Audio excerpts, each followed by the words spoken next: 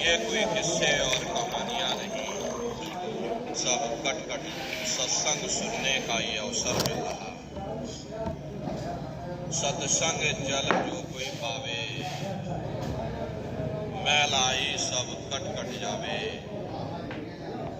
ये सत्संग है, ये कोई किस्से और कहानियां नहीं।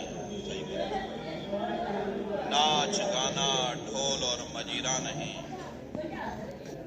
ये महात्माओं की अजर अमर वाणियां हैं। यदि आपने ध्यान से सुन लिया तो निश्चय ही आपको मानव जीवन के उद्देश्यों के बारे में पता चलेगा कि आखिर ये मनुष्य शरीर हमको क्यों मिला है, क्या इसका उद्देश्य है, मरने के बाद हम लोग कहाँ जाएंगे, हमारे रिश्ते नातेदार, हमारे कुटुंब परिवार वाले कहाँ जाएंगे, कैसे हमारी जीवात्मा का कल्याण होगा। इन सभी प्रश्नों की जानकारी आपको सत्संग के माध्यम से प्राप्त होगी।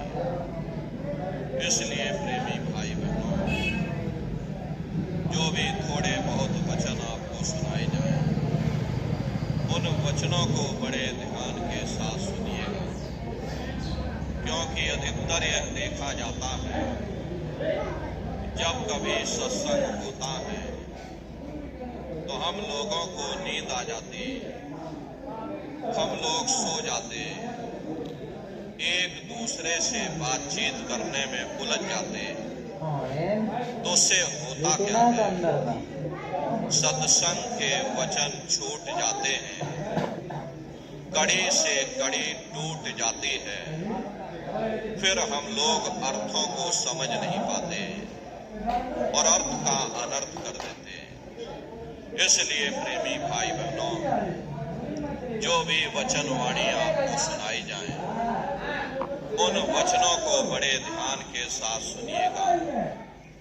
महात्माओं के सत्संग में कभी किसी जात और बिरादरी, किसी कौम या मजहब या किसी भी व्यक्ति की कभी कोई निंदा, चुगली या आलोचना या किसी की यहाँ बुराई नहीं की जाती।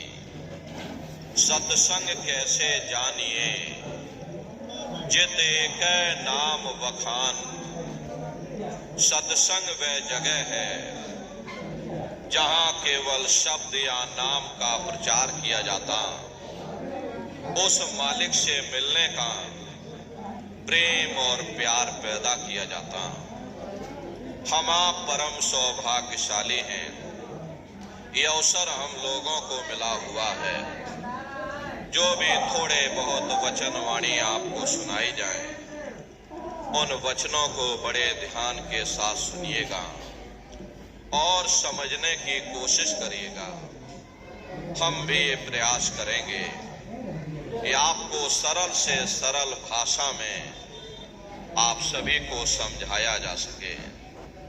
प्रेमी भाई बहनों, यह मनुष्य शरीर हम लोगों को बड़े सौभाग्य से प्राप्त हुआ है। ये जीवन बहुत अनमोल है।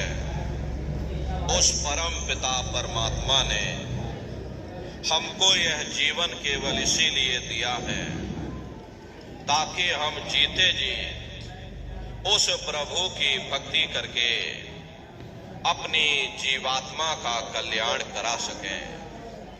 ये 5 तत्वों का पुतला, ये पंच भौतिक शरीर हम लोगों को एक निश्चित समय के लिए मिला हुआ। एक निश्चित समय को हम आप नहीं जानते हैं, किंतु जिसका ये मकान है, जिसका ये शरीर है, वो अवश्य ही जानता है। और समय पूरा हो जाने पर मकान मालिक जबरदस्ती इस मकान को खाली करवा देगा। उस समय न जमीन जायदाद काम आएगी, ना ये धन और संपत्ति काम आएगी। जीवात्मा को निकाल करके इस शरीर से बाहर कर दिया जाएगा। काम है ये शरीर हमारा आपका यही जमीन पर गिर पड़ेगा, क्योंकि जीवात्मा के निकल जाने के बाद में ये शरीर सिर्फ एक माटी का पुतला है, उससे ज्यादा कुछ भी नहीं।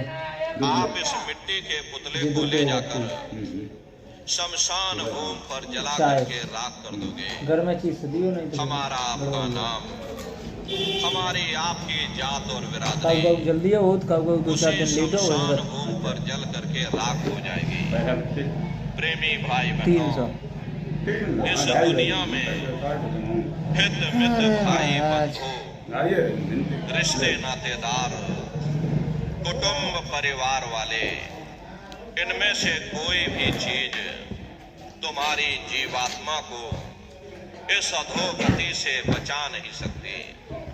हम कौन हैं, हम कहां से आए हैं और हमें जाना कहां है, ये मानव मात्र के लिए एक कठिन प्रश्न बना हुआ है।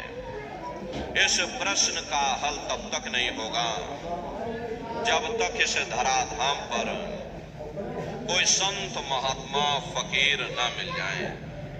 इसीलिए वह मालिक अति दया और कृपा करके संतों महात्माओं को धरती पर भेजते हैं और संत महात्मा फकीर यहाँ पर आकर के हम जीवों को समझाने की कोशिश करते कि भाई हम आए वही देश से जहां तुम्हारो धाम, तुम सबको घर पहुंचावना एक हमारो काम। हम उसी देश से आए हैं जिस देश के तुम रहने वाले हो, परंतु तुम अपने सच्चे देश को छोड़ करके इस झूठे काल और माया के देश में फंस गए। यह देश तुम्हारा देश नहीं, तुम्हारा देश सचखंड है। ये कौम तुम्हारी कौम नहीं, तुम्हारी कौम सतनाम है। और ये जीवात्मा उस सतनाम रूपी समुद्र की बूंद है। इस बूंद को समुद्र से मिलाओ, यानी जीवात्मा को उस परमात्मा से मिलाओ। वो परमात्मा है, वो आपको मिलेगा, जीते जी मिलेगा। इसी मनुष्य शरीर में मिलेगा।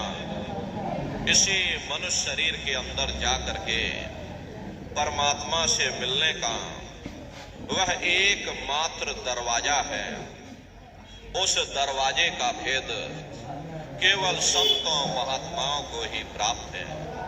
ये दुनिया के लोग, दुनिया की अवाम जनमानस दुनिया के ज्ञान को पढ़ करके अहंकार में डूबे रहते हैं कि हमसे बड़ा कोई ज्ञानी नहीं है। लेकिन उनको ये नहीं मालूम, जहां ये दुनिया का ज्ञान समाप्त होता है, उसी के सिर की चोटी से ये आध्यात्मवाद, आत्मा और परमात्मा का ये गूढ़ ज्ञान, रहस्य विज्ञान प्रारंभ होता।